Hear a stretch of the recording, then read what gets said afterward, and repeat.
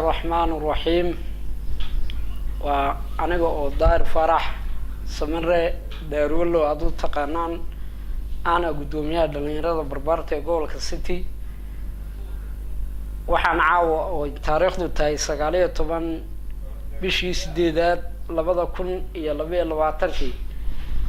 عن أجن أصوف ريستي سيدان حالي تولاي تاريخ دو هيد سديد طبعا عن أصور دقي إن حكومة الدولة ديجان كالصومالية ده إن قلبي الدفاع دو صدع عشو ودهيجا إن أي كود دفاع دو ما دام يفشلك إيو فشلات ده أي كانتي يدون حق دم يسترن عن هينو هذا نوحان سنة صدع عشو waxaan caawa dib iigu soo celiyay taariikhdu iyadoo ay tahay 19 bishii 8aad 2022 waxaan xaqiijinay saddexdii cisho ee galbeed in lagu difaaco aan xilliga hore ka soo doorlignay wax difaac leeyahay oo galbeed aagagii cundufo dan la helay garbaciise iyo madana ilaa 7 shibka horta wax la difaacay inuu jirin inaan la wadaagno warkii saddexda cisho ahaa inaan ka soo hordhacno sababtay waa xog dhameystiran oon ogaanay oon helay oon ilaahi ugu dhawaa aan ka helay inaan wax galbeed la difaacay inuu jirin sidaa daraadeed ayaan bulshaweynta gobolka City ku nool bulshaweynta dawlad deegaanka Soomaalida ku nool kuwa Itoobiya ku nool kuwa wadanada jaarka ku nool iyo kuwa qurbaha joogaba ee bahwadaagta inaan la wadaagno iyaan miiska u soo fadhiisto horta caaw xukuumadda dawlad deegaanka Soomaalida uu madaxweyne Mustafa iyo Ibrahim way hogaaminayaan dagaalka 4 sano socday ee galbeedka City ka socday ee dabayaaqadii toddobaadkii ugu dambeeyay cundufiyo dan la helay laga soo barakiciyay bulshadii ku noolay sidaan horeyba u sheegnay laba canfar dhexdoodan ku dhex jirnaa waan nidhi haddii shacabka galbeedka City iyo shacabka gobolka City iyo ka dawlad deegaanka haddaan nahayba laftigeega waxaan ku dhex jirnaa laba canfar waa taana la dagaalamaysa canfarna waa xukuumadda dawlad deegaanka ee hadda jirta horey baan u soo sheegnay waqti abriil gudaheedii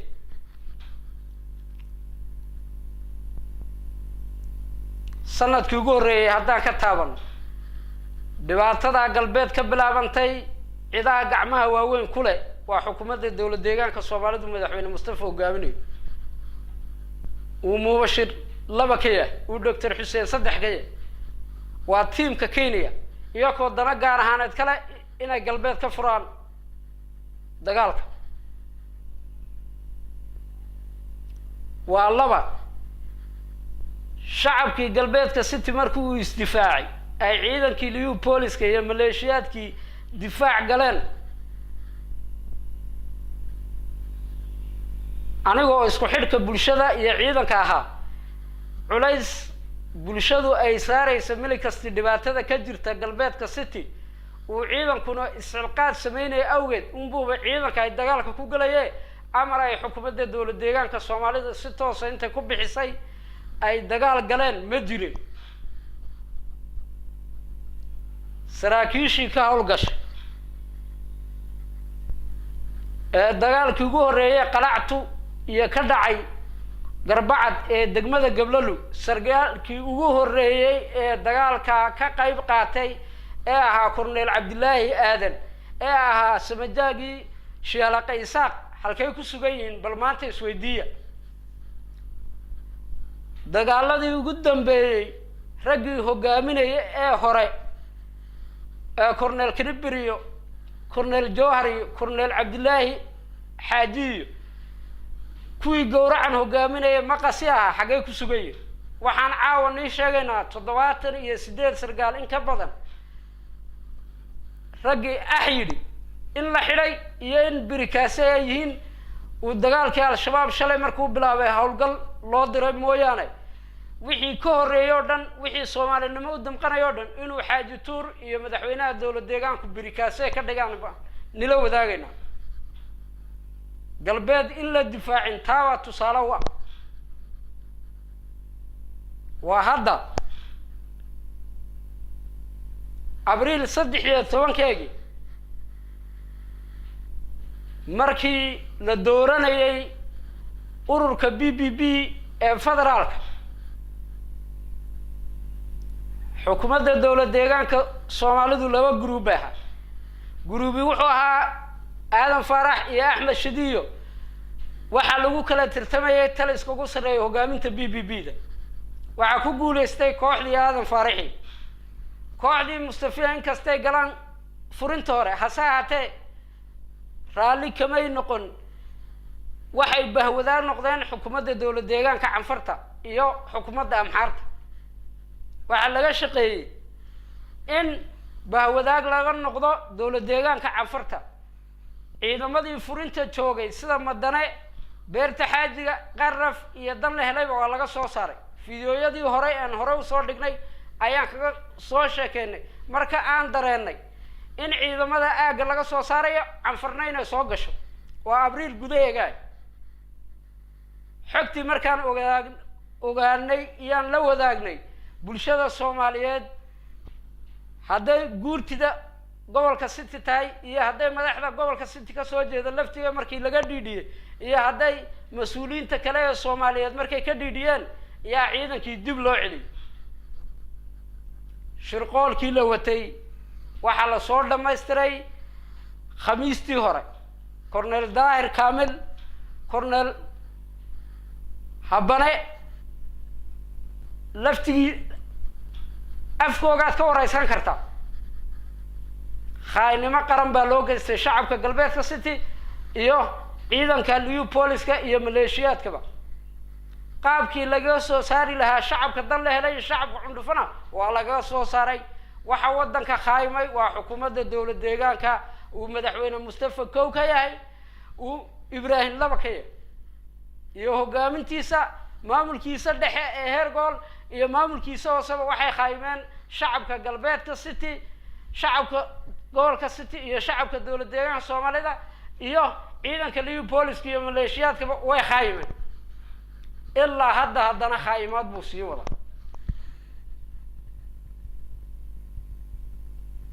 walaalahayo waxaan la wadaagayaa ummadda Soomaaliyeed wax galbeed la difaacayo oo loo soo aargoosanayo oo cundufo la soo celinayo oo cadeyti la soo celinayo oo garbaciis la soo celinayo ma jiro aragtida ay xukuumadda Mustafa hadda qabto ciidanka liyu booliska iyo shacabka galbeedka City inay madaxa isku dhifato iyo hadda laga shaqeynay ciidanka liyu booliska iyo ciidanka maleeshiyaadka furinta jooga ee ku soo dhintay ee hore loo khaayimay iyo shacabka galbeedka City waxa ciidanka habeenadan loo diray laba ujeedo weyn in ciisu dhidi dhulkiisu soo ceshan ummadda Soomaaliyeed way dhidi dhulkeegay soo ceshan in ummadda Soomaaliyeed la xakameeyo waa kow waa laba in shacabka dhintay ee barakucu gaadhay ee dhibaatadu gaadhay iyo ciidanka la isku diro labada ujeedo kaliya ayaa danta laga leeyahay galbeed wax la difaacayo dagaha maqlaq shacabka gobolka City iyo shacabka dawladda deegaanka Soomaalida wax la difaacayo ma jiro maanta waa maalintii 8aad hadduu ciidanku wax difaacayo waa hor u cundufiya dal la hela galila uu soo argosala Mustafa waxaan u warwareegay uu soo socdo inuu qanciyo shacabkiina sidoo wax ugu sheego u garan waayo wareeg buu ku jiraa galabtadana ugu dambeysay inuu odayaal loo ururinayay iyaan xog dheeriya aan ka helay odayaasha markaan xogtoo dhammaystiran helana cid kastoo odaygaa ah oo oday Soomaaliya uu la kulmay magaalada Dirabana sideedaan u soo shaacinayna waxaan walaalahay u leenahay guurtidii gobolka City lama kulmin indeergaradkii gobolka City lama kulmin beritoole subaxdana wuxuu safar ku yahay inuu Jigjiga aado khaynimada qaran ee dadka galbeedka loo geystay waa xukuumadda dawlad deegaanka Soomaalida uu madaxweyne Mustafa iyo Ibrahim Kow ka yihiin iyo hogaaminta dhexe